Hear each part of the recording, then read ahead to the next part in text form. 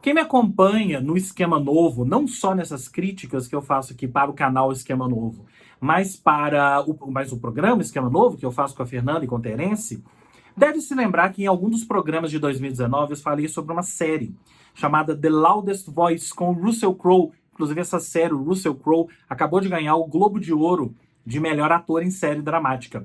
Era uma série que falava sobre a Fox News, não especificamente a Fox News, mas sobre o Roger Ailes, que foi o cara que criou a Fox News e comandou a Fox News até 2016, ali nas vésperas da eleição do Donald Trump, quando ele foi pego com casos de assédio sexual dentro da Fox News por algumas de suas maiores estrelas, inclusive. Pois bem, essa é a história, ou quase isso, do filme O Escândalo, que estreia essa semana no Brasil. O Escândalo, ele é um filme que é complementar à série, mas não, você não precisa ter visto a série para entender o Escândalo, nem você precisa ver o Escândalo e ver a série, as duas coisas funcionam bem à parte, mas eu queria trabalhar os dois juntos, até para vocês entenderem os focos. A série Loudest Voice, ela é focada no Roger Ailes e ela pega todo o período pré, durante e o final, o apogeu e queda do Roger Ailes como criador e chefe da Fox News, que é o canal da Fox criado pelo Rupert Murdoch e que é considerado o maior canal da direita norte-americana, sendo inclusive um dos responsáveis pela eleição do Donald Trump, e isso fica muito claro na série. Qual que é a diferença para o filme? O filme é focado nos casos de assédio. Então, o foco do filme mesmo é em uma das âncoras, a Megyn Kelly, que é magnificamente interpretada pela Charlize Theron, com uma maquiagem que a gente não percebe que é maquiagem, mas que a fez ficar mais parecida com a própria Megyn Kelly. Depois vocês pegam até fotos da Megyn Kelly aí, para vocês verem a diferença entre as duas. O filme é focado nela e ela é uma espécie de narradora da história. Ela é quem apresenta a história pra gente. O que é a história? Uma das âncoras, a Gretchen Carlson, vivida pela Nicole Kidman no filme, ela é demitida e ela entra com um processo de assédio sexual em cima do Roger Ailes, não da Fox News, em cima do Roger Ailes, acusando ele de tê-la assediado durante muito tempo. Essa história tá bem clara, inclusive mais detalhada na série, que é o assédio dele com a Gretchen Carlson. O filme é mais focado na Megyn, e é muito mais focado no dilema que ela enfrenta. Por um lado, ela é uma grande estrela da Fox, ela gosta até do Roger Ailes, mas ela se depara com aquilo e ela percebe que os casos são reais, que o que a Gretchen está falando é real, e tem que tomar partido de alguma forma. Em paralelo a isso, a gente tem o caso de uma outra estagiária ou aspirante à estrela da Fox News, que é vivida no filme pela Margot Robbie, mas que na série é praticamente inexistente. Acho, inclusive, que essa personagem foi meio que inventada, porque no filme eles deixam muito bem claro que algumas situações são inventadas para fluir a história. Eu não me lembro se essa personagem é descrita da mesma forma na série, mas não importa. No filme, ela é uma espécie de sucessora da Gretchen Carlson no assédio. Então, a partir do momento que o Roger Ailes conhece essa garota, ela já trabalhava lá na Fox, ele a elege como a sua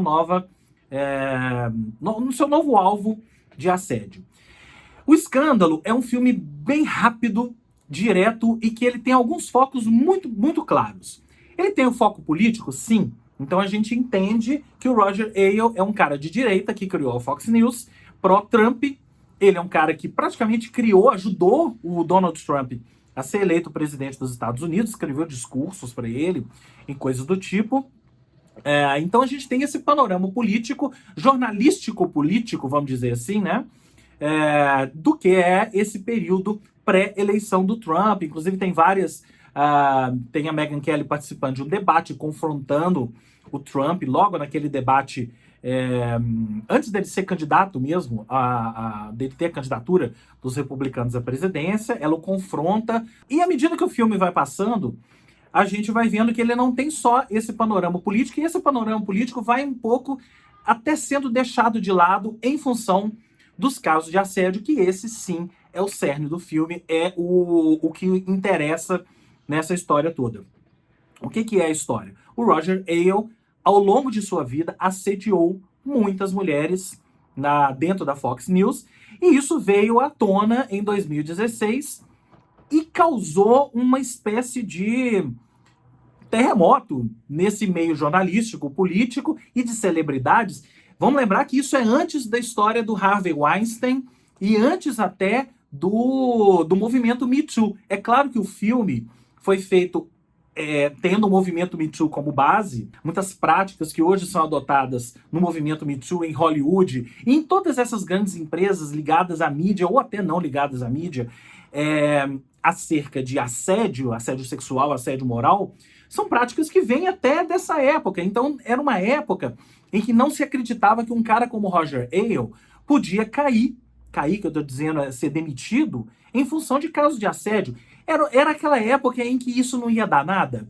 Entretanto, a partir do momento que uma figura forte como a Gretchen Carlson o incrimina, o processa, e a Megyn Kelly toma as dores e fala também que foi assediada, a bomba explodiu e dezenas de outros casos dentro da própria Fox e até fora apareceram e foram o motivo porque o Roger Ailes foi demitido da Fox. Isso talvez tenha dado início a todo esse movimento Me Too, a todo esse movimento a nova conduta de Hollywood, empresas de mídia, ou seja o que for, acerca de casos de assédio, que hoje é outra completamente diferente, só se fala nisso em Hollywood. Hollywood mudou depois disso. A relação entre estrelas, mulheres principalmente, e seus patrões, os atores, os diretores, os chefes das emissoras, isso mudou completamente depois do Me Too, depois dos casos Harvey Weinstein, mas dá pra gente dizer que o marco zero foi essa história com o Roger Ailes. O filme é bem rápido e isso me agradou bastante.